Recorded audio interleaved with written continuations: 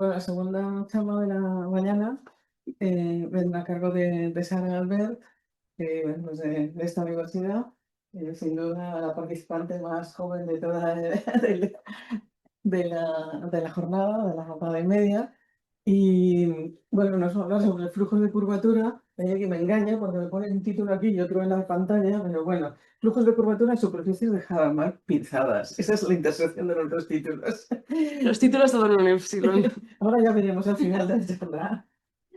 Bueno, el título en el papel es que persona en el área, aquí es con restricciones. Vamos a ver que epsilon son lo mismo.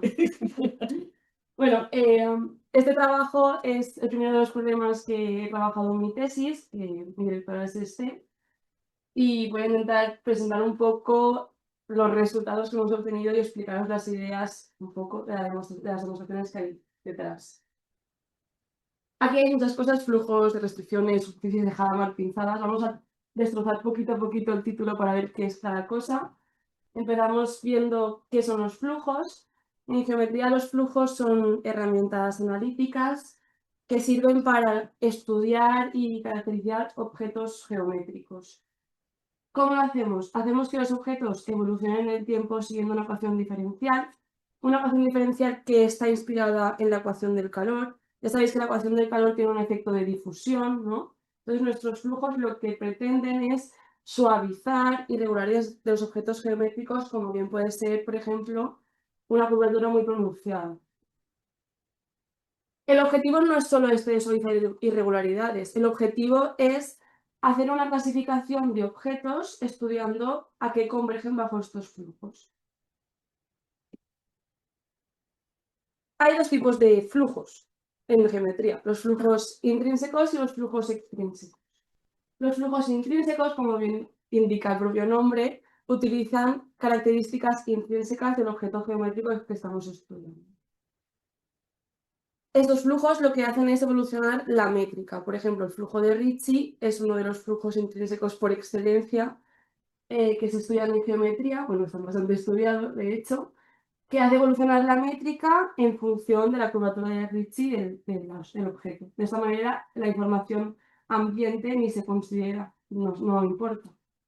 Por el otro lado, tenemos los flujos extrínsecos, en los cuales la información del ambiente sí que afecta a la evolución del objeto geométrico que estamos considerando. Generalmente se consideran hipersuperficies en espacios ambiente y vemos cómo las características de la hipersuperficie afectan. Las ecuaciones que se consideran en los flujos extrínsecos mueven los objetos en dirección del vector normal a la hipersuperficie. Y os preguntaréis, ¿y por qué en dirección del vector normal y no de un vector tangente?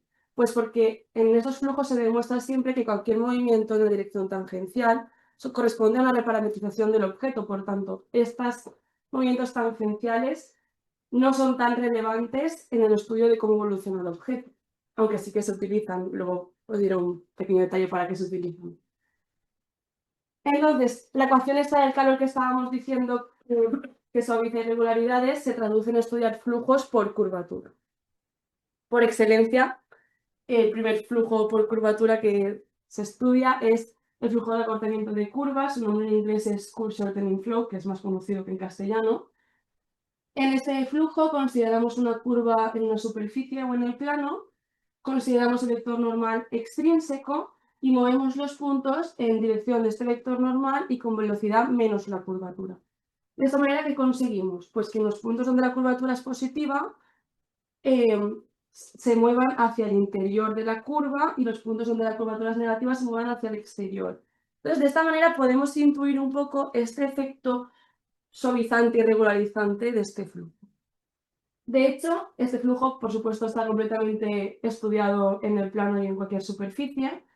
En el plano, Gates y Hamilton demostraron que si la curva es inicialmente convexa, entonces converge a un punto redondo y se mantiene convexa, por supuesto, en un tiempo finito. Pero es que luego Grayson demostró que cualquier curva inicialmente, cerrada siempre las curvas, por supuesto, que no sea convexa, a lo largo del flujo se convierte en convexa y por tanto, por el resultado previo, también converge a un punto redondo. Y me vais a decir, ¿pero qué es un punto redondo si los puntos son redondos? Dame un momentito y entro en detalle. Simplemente decir que en superficies riemannianas también está completamente estudiado, aunque la convergencia no es siempre un punto redondo, también puede ser a geodésicas, pero no entraré mucho en detalle de eso, pero sí en detalle de qué es un punto redondo. Vale, si pensamos en una circunferencia, la circunferencia tiene curvatura igual en todos los puntos. El vector normal que consideramos es el exterior, pero el menos vector normal apunta al centro de la circunferencia, por tanto, la circunferencia bajo este flujo, todos los puntos se mueven a la misma velocidad y hacia el centro. Entonces, la circunferencia se va contrayendo de manera uniforme, digamos. Entonces, nuestro círculo se va convirtiendo en un punto redondo, porque sigue manteniendo la forma esta del círculo. Entonces, cualquier curva inicialmente cerrada, en algún momento se convierte en un círculo y luego converge a un punto circular. Eso es lo que me refería con punto redondo. ¿Qué hándicap tiene este flujo? Pues que al final el objeto desaparece. O sea, sabemos que es un punto redondo porque hacemos como una técnica de hacer un zoom, ¿no? Y vemos que es un punto redondo. Pero esto pierde un poco de interés. Entonces, ¿cómo se soluciona un poco que no perdamos el objeto? Añadiendo un término global a nuestra ecuación. Nosotros vamos a llamarlo h, al término global. Y el término global lo puedo elegir de manera que conserva una información de mi objeto a lo largo del flujo. Como bien puede ser el área, como decía el título, o la longitud. Y estos flujos se llaman flujos con restricciones. También pueden conservar otro tipo de cantidades, que no vamos a entrar en detalle ahora de eso, porque nos centramos en estos dos. Independientemente de que M sea una superficie o el plano, la ecuación para la h siempre es la misma en el caso de la que conserva el área y conserva la longitud. Y pasa una cosa muy interesante, que es que cuando elegimos h que conserva el área, a lo largo del flujo la longitud va decreciendo. Y al revés, en el caso que conserva la longitud, el área a lo largo del flujo va creciendo. ¿Qué pasa? Que esto nos recuerda un poco al problema isoperimétrico, ¿no? El problema isoperimétrico consiste en encontrar aquella curva que encierra un área determinada con el menor perímetro posible. Entonces, estudiar este flujo nos permite pensar que vamos a encontrar soluciones para el problema isoperimétrico en superficies en general. ¿Qué sabemos de resultados, no? Bueno, antes de resultados, perdón. ¿Qué pasa con este flujo? Que este término global h que añadimos lo que hace es que el carácter local que tenía el cursor de flow se pierda, porque h es un término global que depende de todos los puntos de la curva y afecta en la evolución de cada uno de los puntos. Entonces, herramientas que se utilizaban en el flujo anterior dejan de funcionar. Y de hecho, propiedades que se verificaban en el flujo anterior ya no se verifican nunca más. En este caso, nuestra curva esta que parece una C, fijaros que tiene puntos de curvatura positiva y puntos de curvatura cero. Estos puntos de curvatura cero se mueven en la dirección del vector normal, porque h será positivo, entonces h menos k se mueve en la dirección del vector normal exterior, por tanto, a lo largo del flujo se van a ir acercando hasta que se genera una autointersección. En el flujo anterior esto no ocurría. Entonces, ¿qué nos indica esto? Pues que este flujo va a ser bastante más complicado técnicamente de estudiar. Aún así, por supuesto, hay resultados en el espacio euclídeo. Tanto para el flujo que conserva el área como el que conserva la longitud, está completamente estudiado que si la curva inicial es embedded y convexa, se mantienen convexas las curvas y convergen a un círculo. En el caso de la longitud que se preserva, la convergencia es exponencial. Entonces, podemos pensar, ¿vale? ¿Y qué se sabe en superficies en general o qué se sabe en dimensión superior? Podemos extender este flujo a dimensión superior. Entonces, aquel flujo que conservaba la longitud en dimensión superior conservará el área, y aquel flujo que conservaba el área ahora conservará el volumen. Pues para el flujo que conserva el volumen, por ejemplo, Huisken lo estudió completamente en vídeo, pero demostró que la curvatura era muy importante en este flujo, la curvatura del espacio-ambiente, porque encontró ejemplos en la esfera que la hipersuperficie inicialmente era convexa y haciendo evolucionar la hipersuperficie con el flujo, la convexidad se perdía. Esto era algo que hasta ahora no había pasado. Entonces, esto destacaba que la curvatura, en este caso positiva constante, era un hándicap para este flujo, porque al final que se conserva la convexidad es una propiedad muy interesante y muy buena. Luego, por otro lado, Esther y Vicente estudiaron en el espacio hiperbólico hipersuperficies con H convexas y demostraron que para estas hipersuperficies existía solución para tiempo infinito y la solución convergía a esferas geodésicas. El espacio hiperbólico es un espacio de curvatura negativa constante. Posteriormente, más recientemente, Wei-Yang y Andrews Wei, en 2 trabajos, estudiaron otra vez curvas en el espacio hiperbólico, pero ya no solo consideraron la h que conserva el área o en la longitud, sino consideraron términos más globales que preservaban otras cantidades geométricas y demostraron que existía solución a largo plazo y también convergía a círculos geodésicos. Entonces, con este marco de resultados nos planteamos, vale, espacio de curvatura positiva da problemas, constante. Espacio de curvatura negativa más o menos está constante, está más o menos estudiado. No vamos a irnos a positivas porque vemos que da problemas. ¿Qué pasan negativas que no sean constantes? Negativas que sean acotadas entre 2 valores, ¿no? Y entonces esto nos motiva al inicio de nuestro problema. Voy a hacer un pequeño spoiler de nuestro resultado, ¿no? Nuestro resultado que hemos obtenido es que en espacios de curvatura negativa acotada, si consideramos alguna hipótesis más sobre el espacio-ambiente y sobre la curva inicial, el flujo que conserva el área también existe para tiempo infinito y también converge a círculos geodésicos. Entonces, un pequeño spoiler, el resultado no es ni tan limpio ni tan directo, pero ahora llegaremos a ello. Entonces, estoy ya en situación un poco de presentar nuestro espacio-ambiente. Nuestro espacio-ambiente va a ser una superficie donde la curvatura de Gauss está acotada entre 2 valores menos d cuadrado y menos a cuadrado. Estos valores van a ser importantes porque a lo largo de todo nuestro estudio van a salir muchas veces y es muy importante que la A es estrictamente positiva, o sea, no habrá ningún punto plano en nuestra superficie. Entonces, esta superficie la llamamos superficie AB pinzada. ¿Qué tiene propiedades interesantes esta superficie? Pues que es completa. Es decir, que toda geodésica se puede prolongar infinitamente. Además, es geodésicamente convexa. Es decir, cualquier par de puntos se pueden unir por una única geodésica que vive dentro de nuestra superficie. Además, por ser de curvatura negativa, es no compacta y por el teorema de Cartan-Hadamard es dipilomorfa a R2 porque las exponenciales son un isomorfismo. Este espacio de curvatura negativa no vive dentro de R3, pero sí es dipilomorfa de R2. Vale, luego os he dicho que va a hacer falta considerar hipótesis adicionales sobre nuestro espacio-ambiente. Y recordando un poco ayer, volvemos a espacios rotacionalmente simétricos, pero en mi caso, rotacionalmente simétricos respecto a un polo. Esto significa que la métrica tiene esta expresión especial. Hay un punto respecto al cual tomamos la distancia radial a todos los puntos, entonces la métrica se puede escribir como la distancia radial y una función que depende también de la distancia radial, pues la multiplicada de la esfera.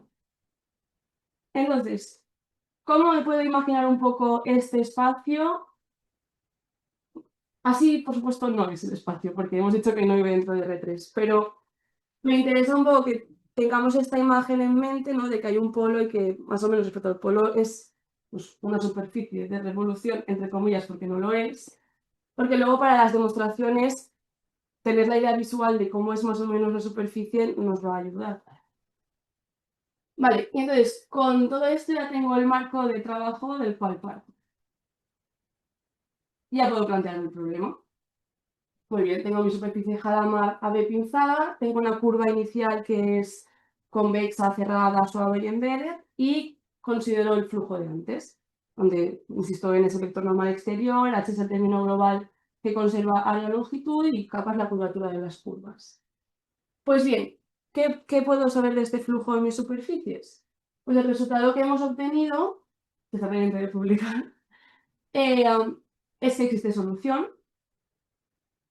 que las curvas son estrictamente convexas, o sea, la curva inicial puede ser convexa, pero instantáneamente el flujo las convierte en estrictamente convexas, que la solución existe también para tiempo infinito, como ocurría en los otros flujos, que si, primera hipótesis sobre el espacio-ambiente, suponemos que las derivadas covariantes de la curvatura de Gauss hasta orden 2 están acotadas en la curva o bien en general, entonces las curvaturas de las curvas subconvergen uniformemente a h infinito. H infinito tendrá que ver con la función h, será el límite. Fijaros que h es constante para cada tiempo, entonces será un límite que dentro de poco explicaré de dónde surge.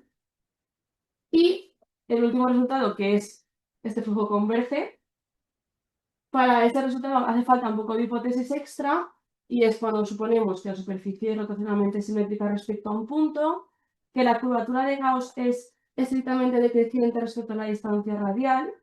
Esto podemos suponerlo, o se puede decir así, porque cuando la superficie es rotacionalmente simétrica, la curvatura de Gauss tiene una expresión que solo depende de la función phi de la métrica, es decir, que no depende tanto del punto, sino de la distancia radial a cada punto. Y además suponemos esta hipótesis sobre el área inicial de la curva. Esta hipótesis dice que el área inicial de la curva inicial debe ser más pequeña que el área encerrada por un círculo geodésico de radio R1, donde R1 es una constante que depende de la curva inicial y de A y B, en el espacio, en el plano hiperbólico de curvatura menos b cuadrado. Esta hipótesis a priori parece un poco marciana, ¿no? Pero a lo largo de la charla voy a intentar motivaros de dónde sale esta hipótesis porque es necesario. Entonces, con estas condiciones es con las que hemos probado que el flujo que conserva el área converge exponencialmente a un círculo geodésico centrado en el polo y que encierra, por supuesto, ya que el flujo conserva el área, la misma área que el área inicial de la curva. Pues bien, con todo este resultado voy a intentar explicaros poco a poco cómo hemos llegado hasta aquí.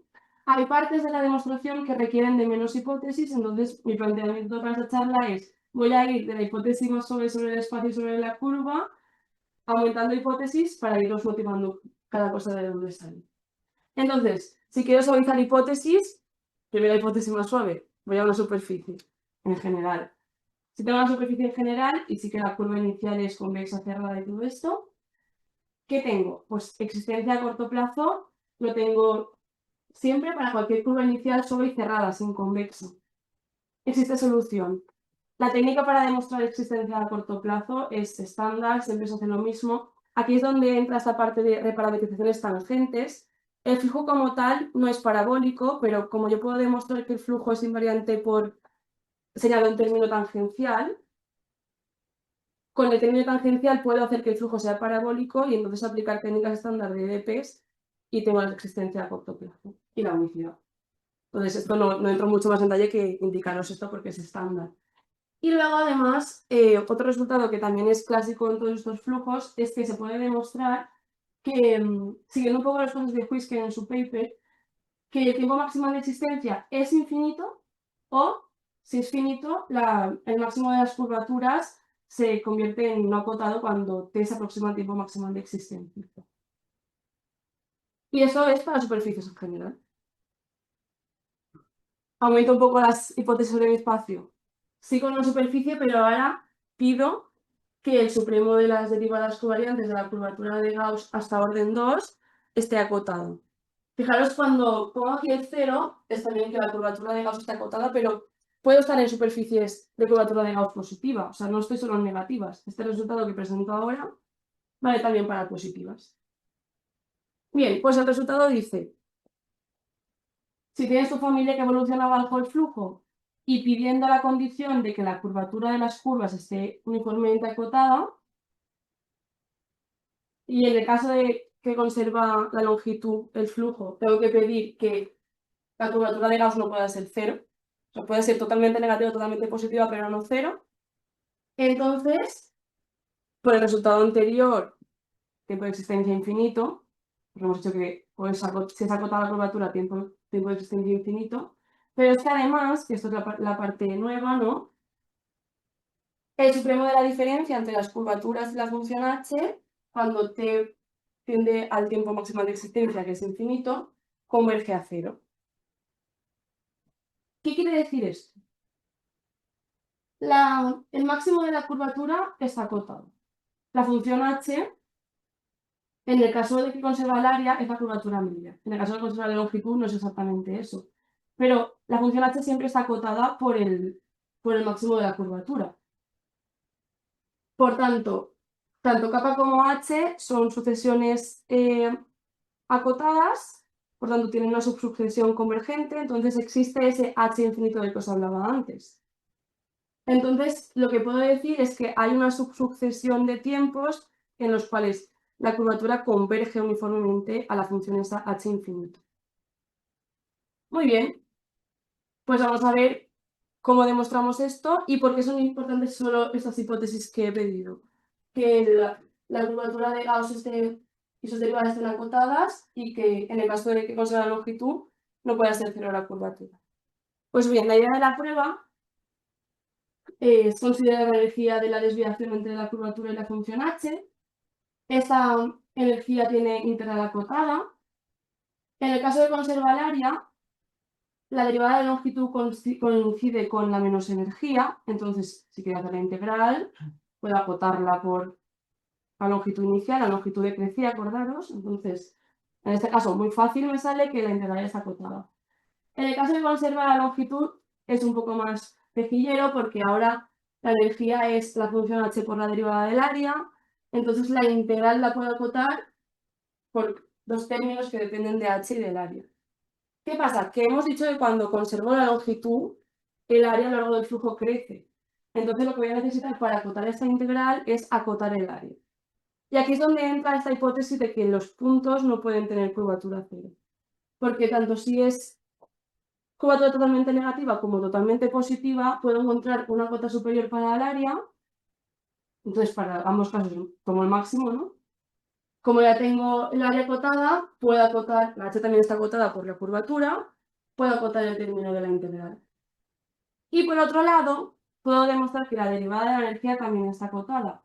No voy a entrar en detalle de cómo se hacen los cálculos de esta derivada, porque utiliza fórmulas de cómo evolucionan las cosas, pero sí que quiero que os fijéis en qué términos tenemos aquí en esta derivada. Tenemos curvatura de la curva que está acotada, función h que está acotada también, curvatura de Gauss que está acotada.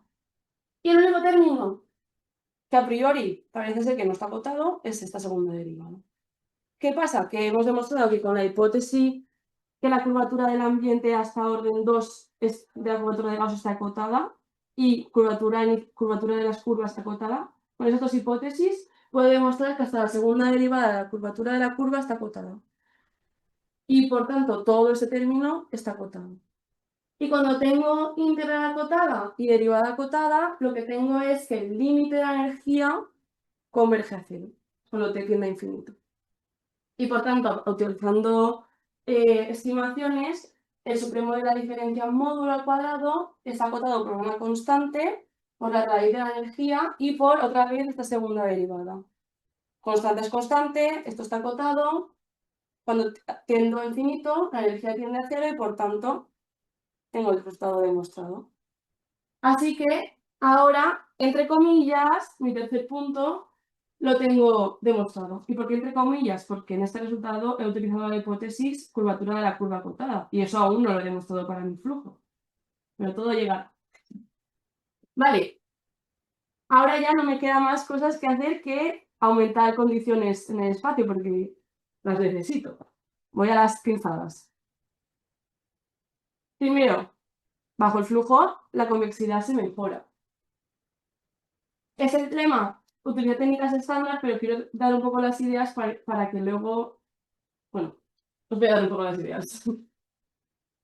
Que mejora la convexidad. Si tomo un tiempo dentro del intervalo de existencia de solución, en el intervalo en espacio compacto S1 por 0T0, la curvatura está acotada por ser un compacto.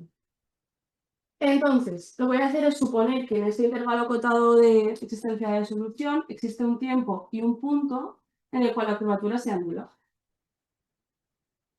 Se estudia la ecuación de evolución de la curvatura, que tiene otra vez curvas que están curvatura acotada, h acotada por curvatura, ¿no? Tenemos acotada la curvatura. Puedo obtener una cota inferior que tengo una constante por la función. Este tipo de desigualdad, la desigualdad que es típica de los principios del máximo, el principio del máximo fuerte dice que si tengo un punto y un instante en el cual mi función se anula y tengo una desigualdad de este tipo, entonces para todos los puntos de ese instante la función debe valer cero. Es decir, la curvatura de la curva es idénticamente cero para este instante. ¿Pero qué pasa? Que mi curva es cerrada, estoy en un espacio de curvatura negativa. Esto no puede ocurrir en un espacio de curvatura negativa porque contradice el teorema de Gauss-Bonnet.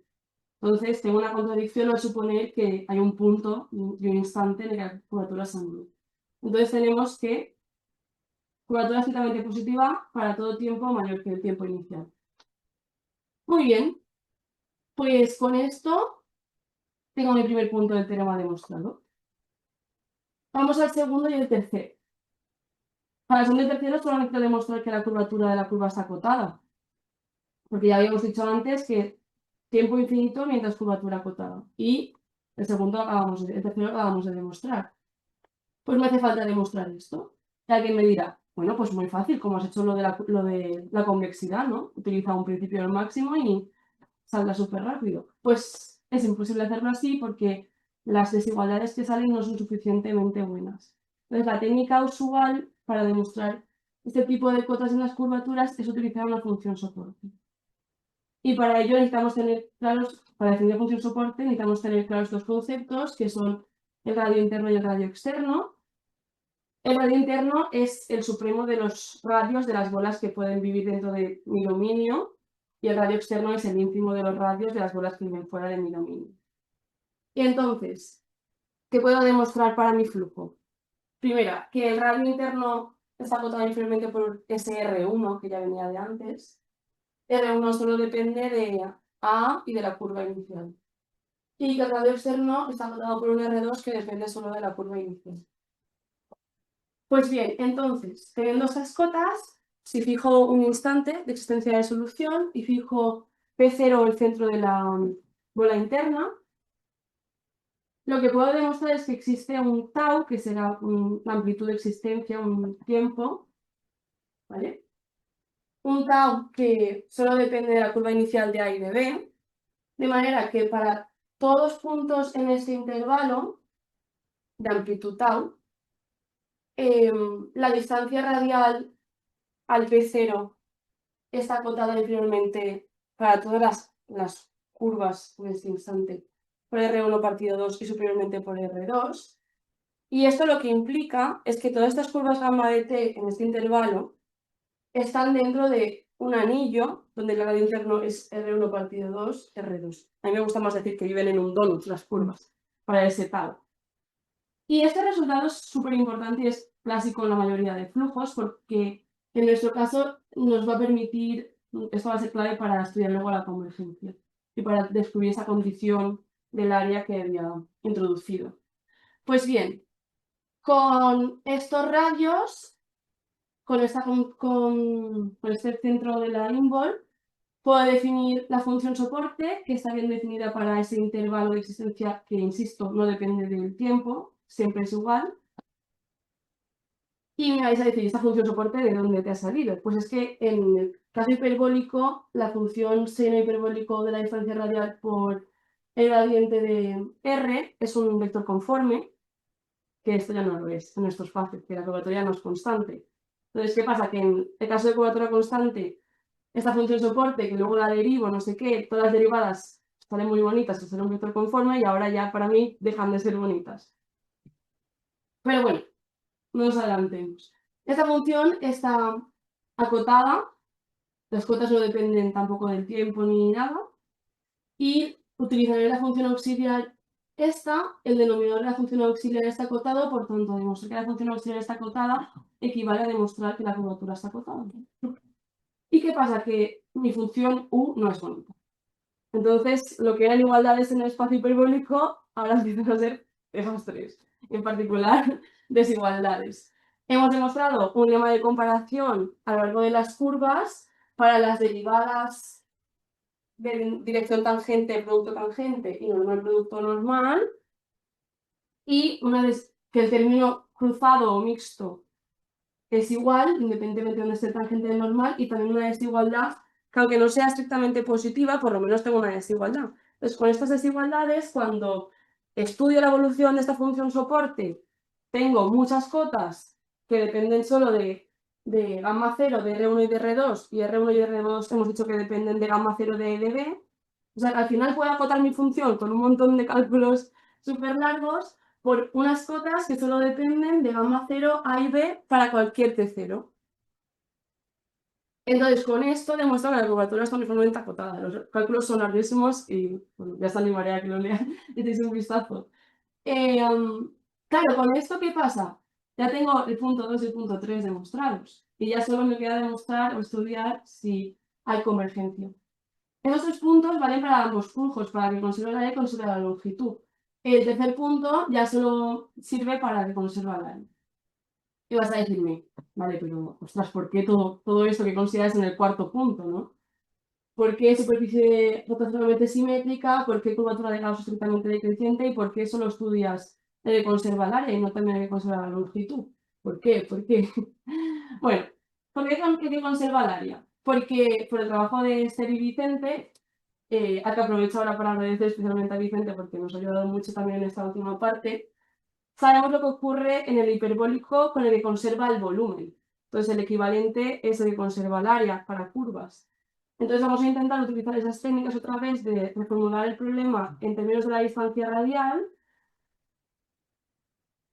¿Y qué pasa? Que necesitamos tener un candidato a convergencia. Entonces, en superficies de Hadamard, en general, espacios, curvas de curvatura constante hay unos 4, pero si añado más hipótesis sobre la superficie, como que con la curvatura de Gauss es estrictamente decreciente respecto a la distancia radial, o sea, 4 hay, perdón, cuando la superficie es de Hadamard y rotacionalmente simétrica. Si añado la hipótesis curvatura de Gauss estrictamente decreciente, hay 3 curvas que ya no pueden existir con curvatura constante y solo me queda un candidato, que es el círculo geodésico. ¿Qué pasa? ¿Por qué digo lo de curvatura constante? Porque hemos dicho antes que la función h, cuando el flujo conserva el área, es la curvatura media. Entonces, por eso hablo de curvatura constante. Entonces, con estas condiciones, mi candidato a elemento que converjo es el círculo geodésico centrado en el polo con la misma área que la curva inicial. Vale, entonces, vale, ¿cómo demuestras todo esto?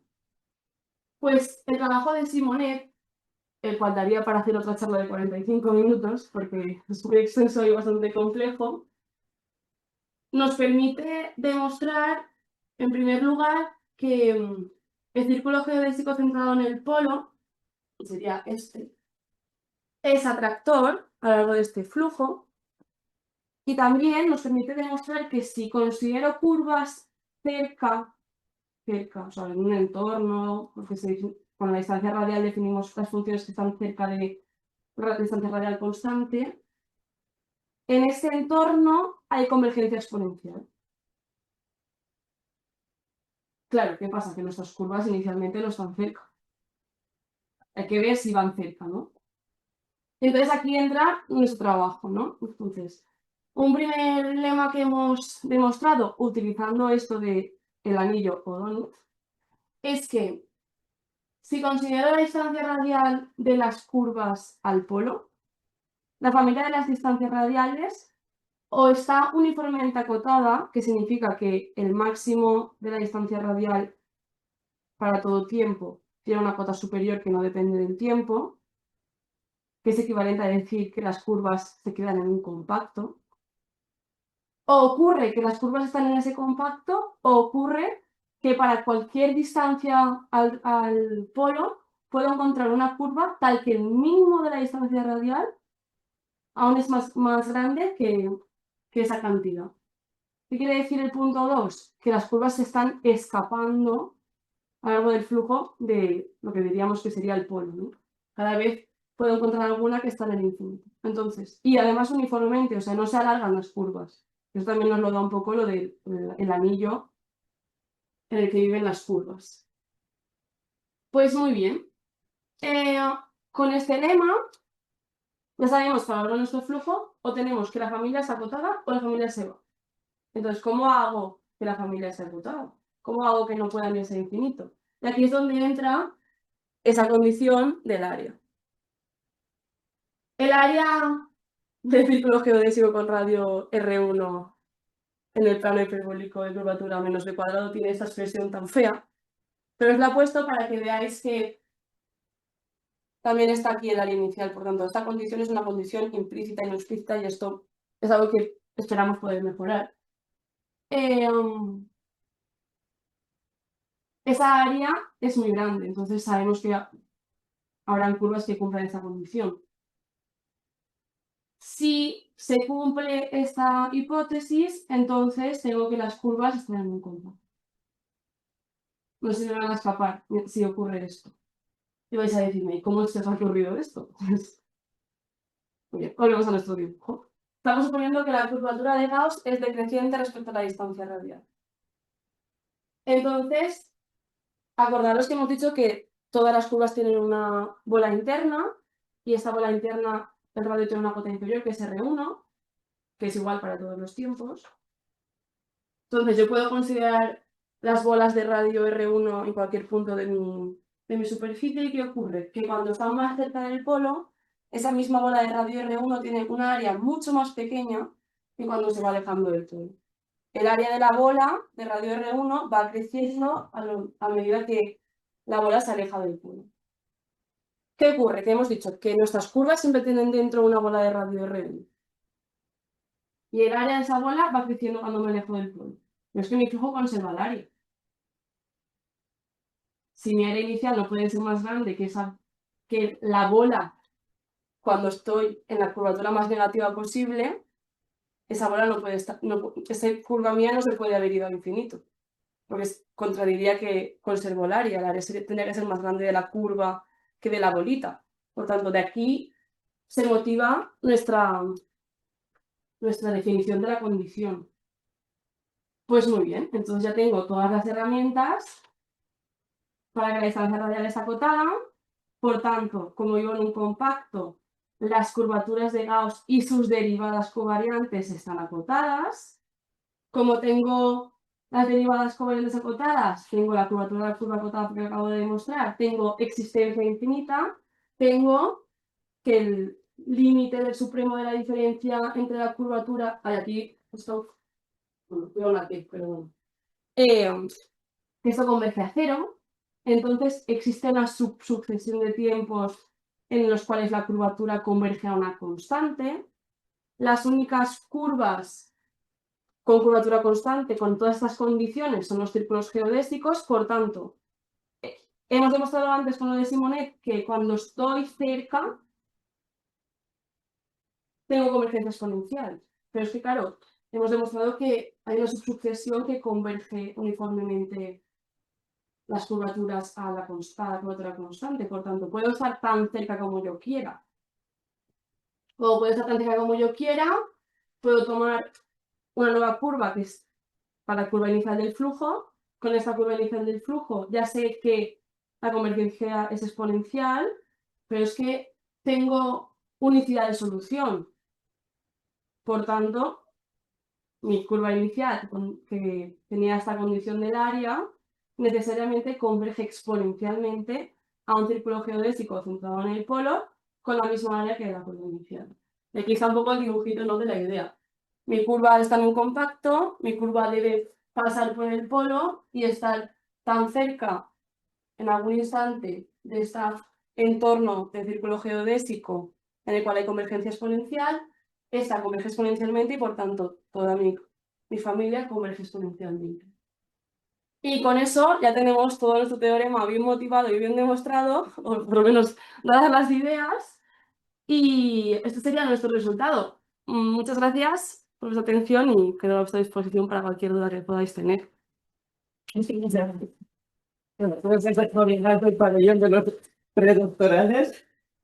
Así que, ¿hay alguna pregunta? Eric. Esa bonita la charla. Una pregunta, me he perdido quizás con unas cuantas hipótesis, no algunas cosas han ido cambiando. Tienes la curva que está encerrada en el anillo, ¿no? Pero la propia curvatura de esa curva está acotada, ¿no? Uniformemente, demostramos que es. Realmente está toda la fuerza y luego le encuentras con la fuerza. No, pero sí. Había perdido por ahí. Perfecto. Y una cosa más. Y en el anillo, la distancia la diferencia entre los dos radios también está acotado o... Es que son constantes, el R1 y el R2. Ah, ok, ok. Y las constantes que no dependen más que de la curva inicial de aire. De hecho, R1 es la cotangente inversa, la parte de la expresión que salía en el área, pero R2 es simplemente la longitud inicial de la curva. Bueno, gracias. ¿Más preguntas? Bueno, pues volvemos a agradecer. ¿Verdad?